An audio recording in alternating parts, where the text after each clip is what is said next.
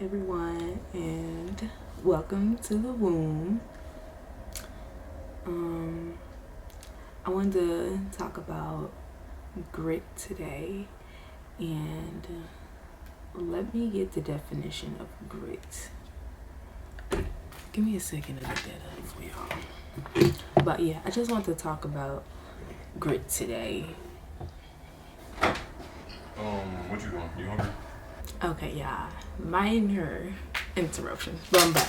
So I got the definition here. So this is the psychology in the book thing, but it says grit is passion and perseverance for long-term goals.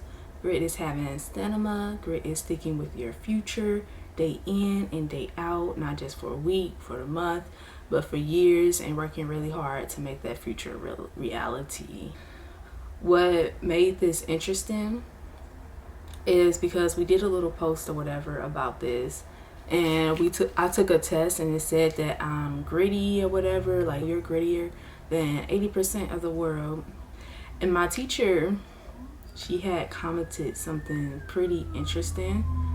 She said, what would you say to those who argue that grit can lead to tunnel vision approach, where one becomes so focused on their goals that they ignore other important aspects of their life, such as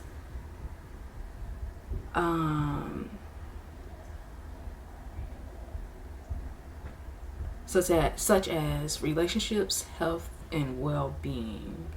And she said that having too much grit may lead to like burnout or stress or a sense of emptiness or dissatisfaction. A lot of people grit or goals or motivation is based off of like outside or external things, such as maybe, what do they call it, climbing the ladder in the career, or having a certain amount of money, or just like external things. Like grit in the wrong ways, and you should have goals that are more self and unique.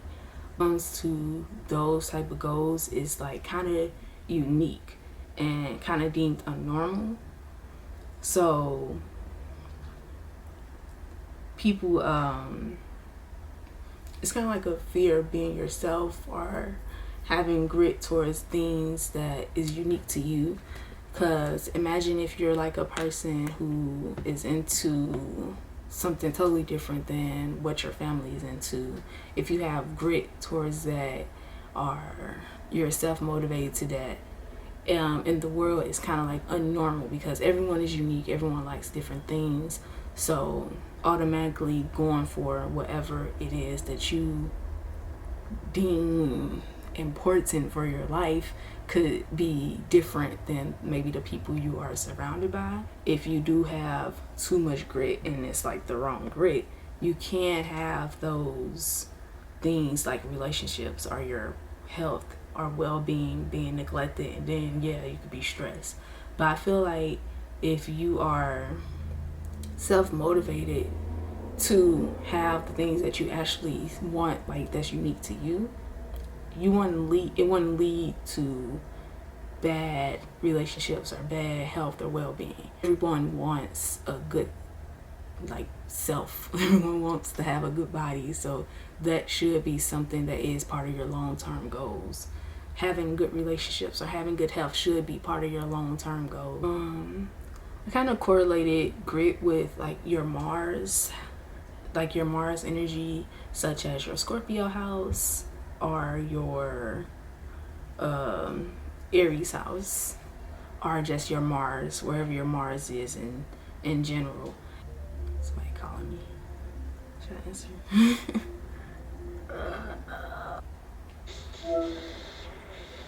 Oh, hey. All right.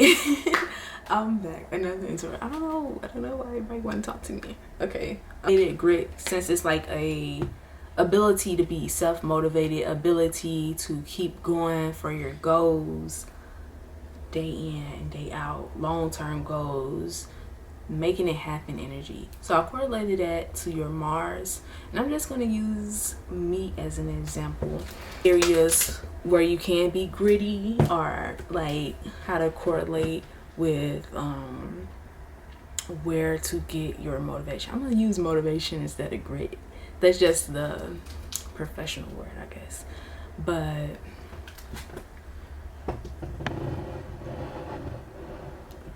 move this back because I'll be like too close. But by balancing out the things you're motivated by also paying attention to those self goals that you may have, paying attention to your health, it will help you not lack in those areas of like health, well-being, feeling empty because you don't have any relationships. So that can be the wrong thing when you're just too tunnel visioned on certain results, certain things, like just external things.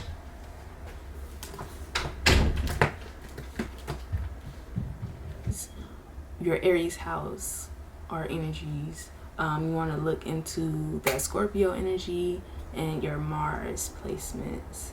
Where my Scorpio is my Scorpio 15 degrees?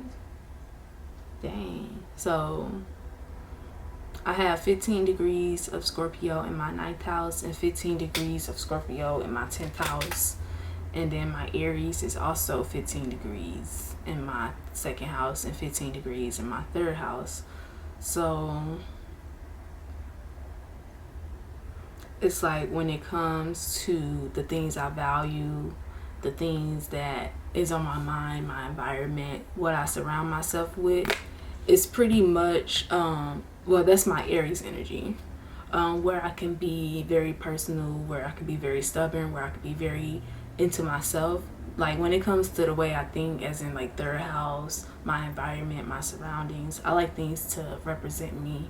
When it comes to the things that I value and the things that I appreciate, like 2nd house stuff, it is very much me. I also have a 2nd house lord in like the 1st house, so those area of life can help with that motivation.